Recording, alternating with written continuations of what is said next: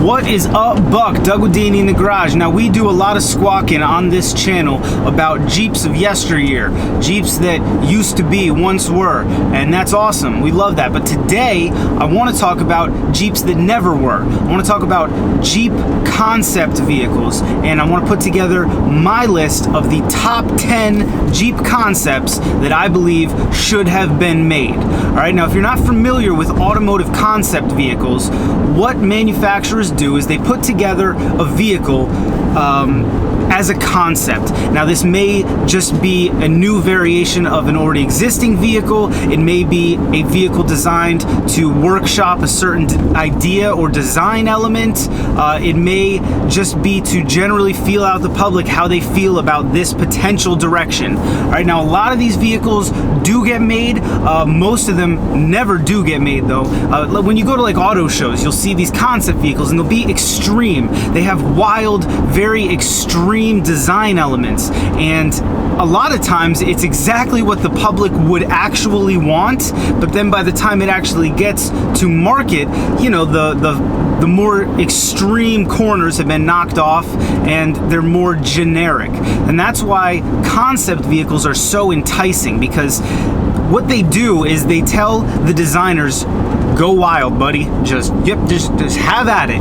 And then the vehicle you get is just a pure, undistilled version or vision of what the designers would want. Now, of course, if they're actually going to make the vehicle, it's got to go through safety, it's got to go through marketing, the bean counters have to have their say, and that's why things end up all looking like a Toyota Camry at the end of the day. But concept vehicles are amazing and so fun to study. Now, Jeep goes a step further. A lot of concept vehicles aren't even actually functional. It's just they only put together as much as they need to show off the idea. Now, when Jeep builds a concept vehicle, a lot of times they make it not only fully functional to be driven, but off-roadable. All right, they take vehicles to things like Easter Jeep Safari, which is a huge jamboree out west that a bunch of Jeep enthusiasts go to. So Jeep, the company, the manufacturer, will make these concept vehicles that are fully functional. They'll give them crazy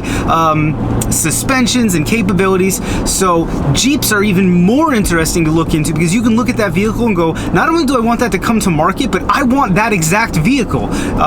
So what we're going to do today, we're going to go through my top 10, and I did my best to not just put my opinion into it, but try to think what would be the 10 best concept vehicles to pluck from the imagination and actually put into production. All right, we're going to start from number 10, work our way down. Number 10 is kind of an honorable mention. There are two vehicles on this list that I wouldn't want to own myself, but that I'm glad could have existed. The 1993 Trio is the first of these vehicles. Now, this is a tiny three-seater, still four-wheel drive, super efficient, I guess, commuter vehicle. Looks to me like it's Jeep's version of the smart car. You're looking at this thing, it has some really extreme design angles. It's got that wing in the back, those crazy bug eyes, the dovetailed rear end. It only fits 3 people, and the really interesting thing, in 1993, this was being suggested as a zero-emissions vehicle. It was going to run on a hydrogen fuel cell. Now, I can't imagine that a production version of this would look almost anything like what this one does. It's just too extreme, and this is what I mean. Clearly, a designer was allowed to go completely wild without any checks, and this is what he came up with, and it's an interesting vehicle, and I'm sure somewhere there's somebody who is like, that's the vehicle I'd want. It's almost like a sidekick with the 3 wheels. I don't know. Very cool, very interesting that they were thinking this way, this green in 2003.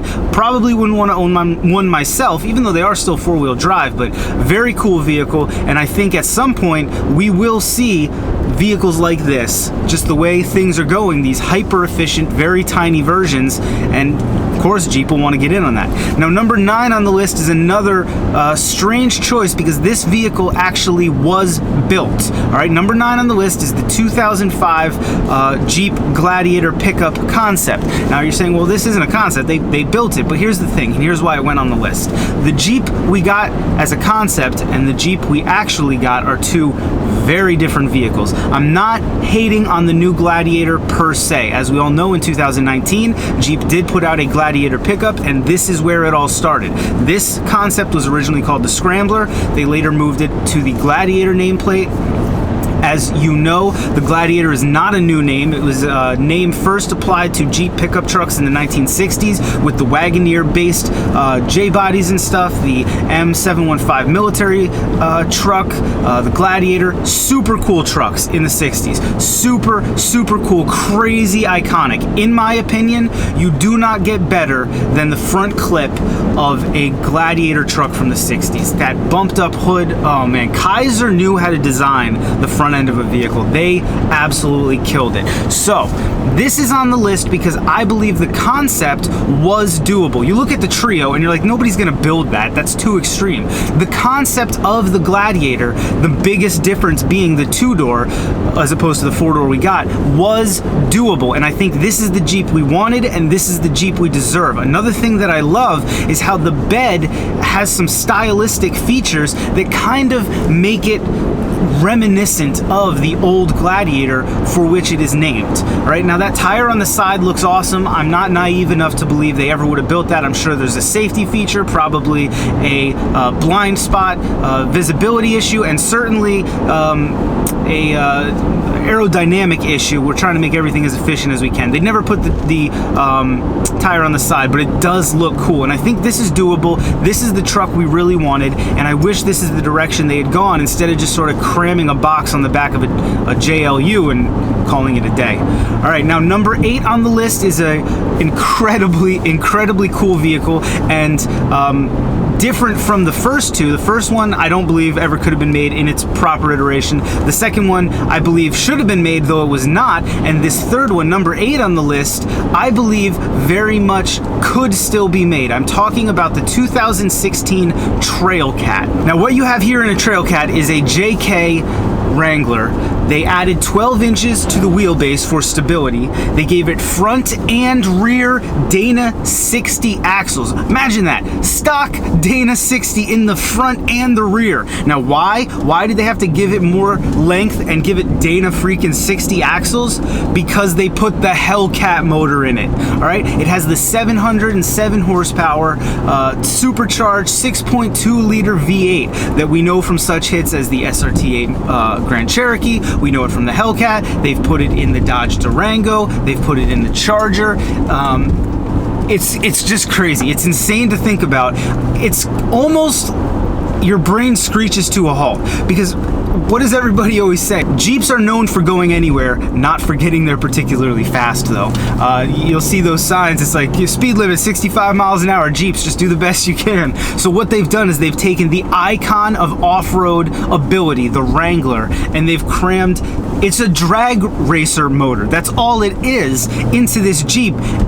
And it's awesome. It's absolutely awesome. And the interesting thing about this is that people are doing this. A guy I work with, his brother-in-law, bought a JKU that has a crate Hellcat motor put into it. Apparently it's insane. It's on 38s and he can spin the 38s with this friggin' motor. All right.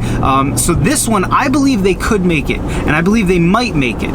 I believe they might make it because they're going the direction of cramming this Hellcat motor into just anything they can. I keep calling it the Hellcat motor. That's not really what it's called, but you guys know what I mean when I say that.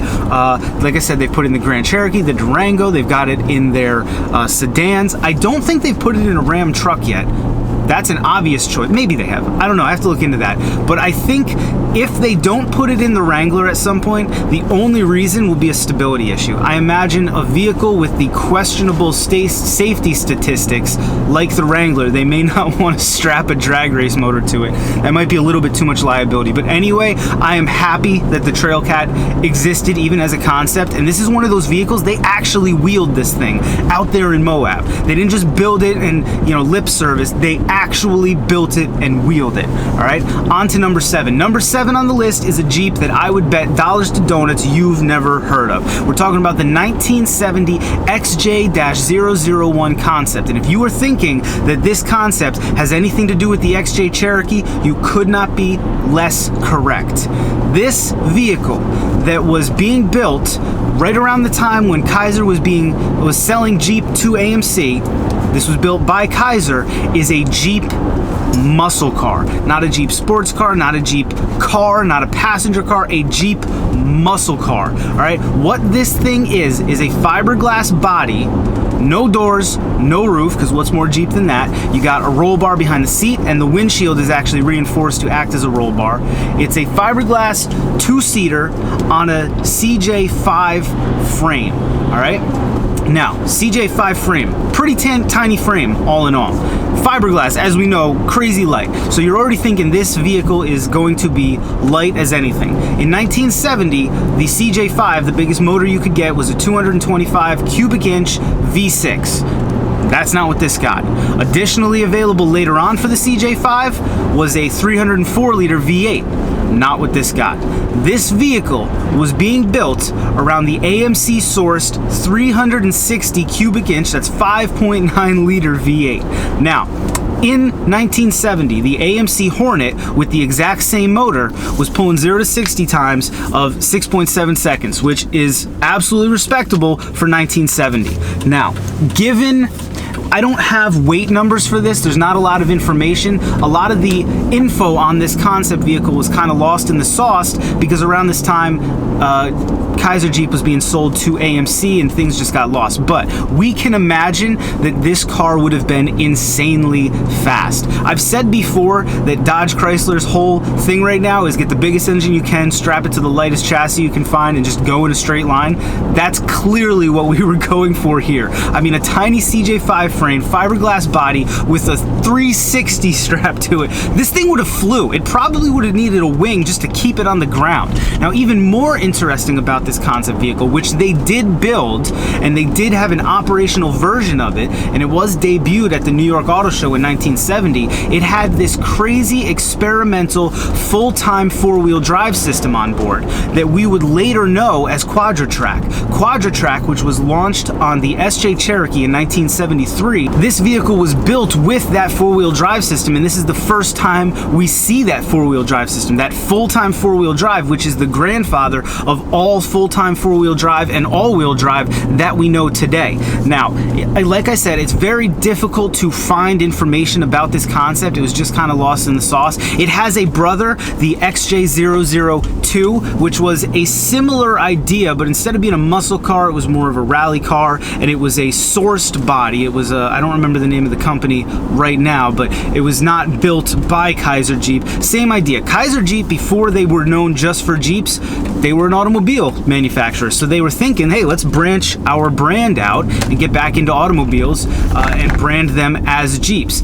It's argued by people, though there's nothing to support this, that this vehicle likely would have been made if AMC did not buy Kaiser Jeep. They really wanted to make this, but by the time AMC bought Kaiser Jeep, they didn't have any money left. They just developed the Hornet and obviously the money from the acquisition, so it never happened. Now, moving along, number 6 on the list is an homage vehicle. This is an homage to the 1950s forward control trucks, the FC-150 and the FC-170. We're looking at the 2012 Mighty FC. This is another vehicle that they didn't just design, they actually built this and they took it off-roading out there in the desert. All right, this is based off of the chassis from a JKU. They used the body from a JK with the roof from a JK8 conversion. If you're not familiar with the JK8, it's the military version of the JK. I talked about it in our history of Jeeps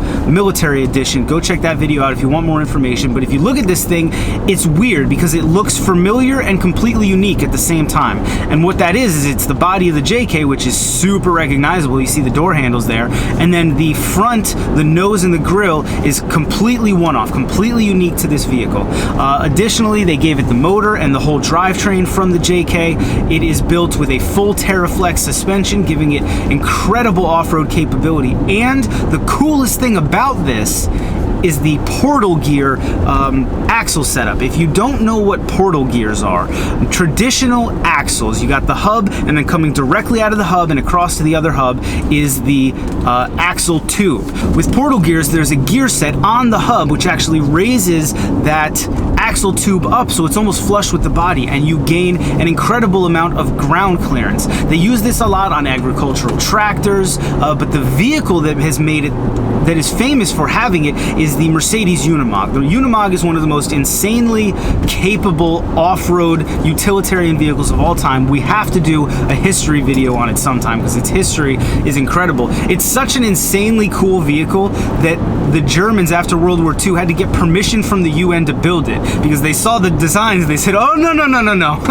Fool me once, fool me twice. We're not letting you build crazy, insane vehicles like that anymore. You're just going to try to take over Europe again, you goddamn Germans. And they said, no, we promise we're only going to farm with it. But I digress. Portal gears, man, crazy cool vehicle. These things were originally designed to be like delivery trucks. The cab over design, where instead of having the drivetrain in front of you and then you're sitting here and then your cargo area behind you, they put the cab on top of the drivetrain and in front of it, so you shorten the overall length and you're allowed to use more space for cargo. So this one that they built for off-roading is kind of strange because you don't really need 38-inch tires on a delivery truck, but it's still crazy cool that it exists. And if it ever came to production, I would absolutely want to own one. And I think if they did produce these, they would absolutely sell as, give them portal gears, make it an agricultural truck.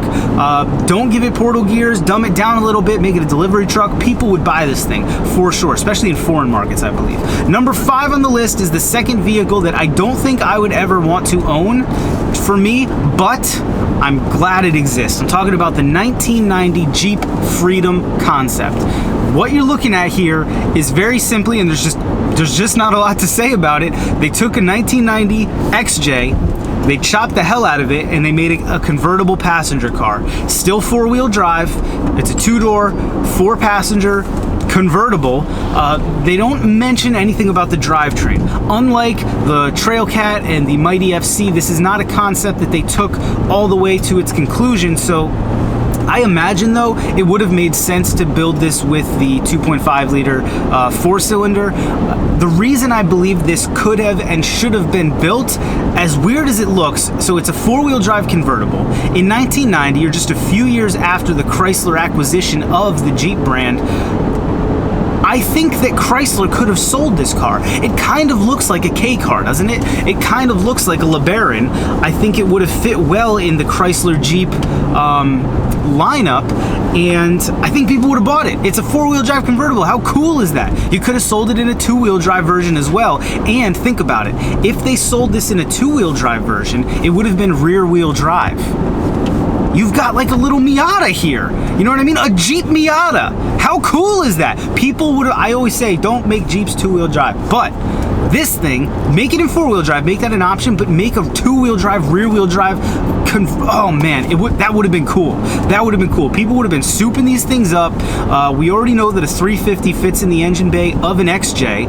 Can you imagine like a 350 rear-wheel drive little tiny convertible like this? I think it could have sold, I think it would have sold, and I think it should have sold. All right, number 4 on our list. Number 4, I am absolutely drooling over. Number 4 is the 2016 Jeep Shortcut concept. What you're looking at here, and what they were trying to do, was solve one of the biggest complaints that Wrangler guys have with the JK and the JL. One of the biggest complaints is that they're too big. They've gotten huge. You look at a YJ or a TJ, they're nimble, they're small, they're tiny, they're cute. All right? There's not a lot to them. The CJs, same thing. You look at a JK or a JL and they're big, they're bulky, they're bloated. And I get it, safety and amenities and all this stuff, it's inevitable. But what they did with the Shortcut is they took a JK and they chopped it down to CJ5 proportions. All right, they took out 12 inches from the middle of the Jeep, they pushed the bumpers in, they removed the rear tire carrier, and what they were left with was a JK-based vehicle that was a full over 24 inches shorter than the JK it was based on. All right, and you can see that when you look at it, your brain kind of screeches to a halt because you recognize the JK design elements, but it looks like a CJ. It's got the proportions proportions of a CJ, and specifically a CJ5. Look at it next to a CJ5 and you're like, oh damn, yeah it does. If they'd given it smaller tires, it would look even more like a CJ. All right. In addition to that, the concept anyway had no roof, it had no doors, it came with throwback side view mirrors, it came with throwback seats, came with throwback wheels. Not throwback wheels so much, they're painted steelies, which I think you don't really notice them until you're looking for them, but it really sets it off. If they'd given these modern alloy wheels, it would not look as much like a CJ, but those painted steelies make it look like the old style CJs. This thing is cool as hell. I love the look. I think it would be super capable off-road, and I think they should have built it. Another huge complaint with the JL and the JK is the price. All right, now the reason that vehicles get more expensive is because we all start to expect things more and more. You look at a CJ, no air conditioning, no heated seats, no power windows, right? Those things, we expect them to be standard now, but we also want the vehicle to be inexpensive. In addition to that, all of this safety crap that the government keeps heaping on us, that costs money, unfortunately. So I get why vehicles have got more expensive. Take this concept, give it a better name, because shortcut is a little bit too on the nose. You can be a little more clever than that. An interesting thing, in the 70s or 60s, 70s, 60s? I don't remember, I'll double check and it'll be somewhere. Jeep actually came up with a concept idea like this. They had the CJ, and then they had a concept called the Jeep 2. And this is a bonus. Here, you're getting a bonus concept. It was gonna be the Jeep 2, it was gonna be a much, it was definitely the 70s, because it was in response to the gas crisis. The Jeep 2 was going to be this crazy, tiny version, super efficient, only available in 4-cylinder version of the CJ. And if you wanted a smaller, less expensive, more efficient version, here you go, you could have it. Do that with the shortcut. Maybe call it the Jeep 2, maybe call it the Wrangler 2, maybe call it whatever the hell you want. Maybe this is what should have been called the Renegade. If you saw my video, things that Jeep did wrong in the past few years, you know that I don't like that they called the Renegade. Maybe call this the Renegade. So you build this thing, you make it inexpensive by giving it only a 4-cylinder. Maybe it only comes with a manual transmission. JK, I know no one would possibly ever do that because it'd be way too cool. You obviously have to give it doors and a freaking roof. Maybe it comes with manual windows, standard axles. Do something to make this thing 7 to 10 grand less than a JL, and people would buy it, man. I guarantee it. Even though it's a 2-seater. And I don't think there's any way to keep these proportions and make it a 4-seater. Even though it's a 2-seater, people would buy this thing. People would love it. It'd be crazy off-road. I just love looking at it, man. It's like if you asked somebody what would a CJ5 look like today. This is it, man. This is it. You know, the proportions are there. It's just a good looking vehicle, and I think it would even look good if they didn't. I think this has 35-inch tires. It doesn't even need 35-inch tires. Give it, you know, 32s, 31s or something. It would be a killer, man. This thing would be a killer. Now, this is taking longer than I expected it to. So what we're gonna do is we're going to break this video into 2 pieces because I've gotten complaints about my 40-minute long videos. We have number 10 down to number 4 here on the books. There will be a link in the description. There will be a card in the corner. There will be a card at the end of this video. Please, please, please do not miss out on part 2 when we're gonna go over our top 3. All right, and the top 3 are good. And there's one of them in there that I would bet, again, dollars of donuts, you've never even heard of. So don't miss part 2. By all means, what do you think of the list so far? Which one is your favorite? All right, if you had the power, if you had the ear of the Jeep executives, something that I desperately hope in my lifetime I am able to achieve, I want to sit down with Jeep execs and just let all this out. Which of these seven would you want built? We'll ask the same question after the top 3. All right, as always, thanks for watching. We will see you very soon in the next one.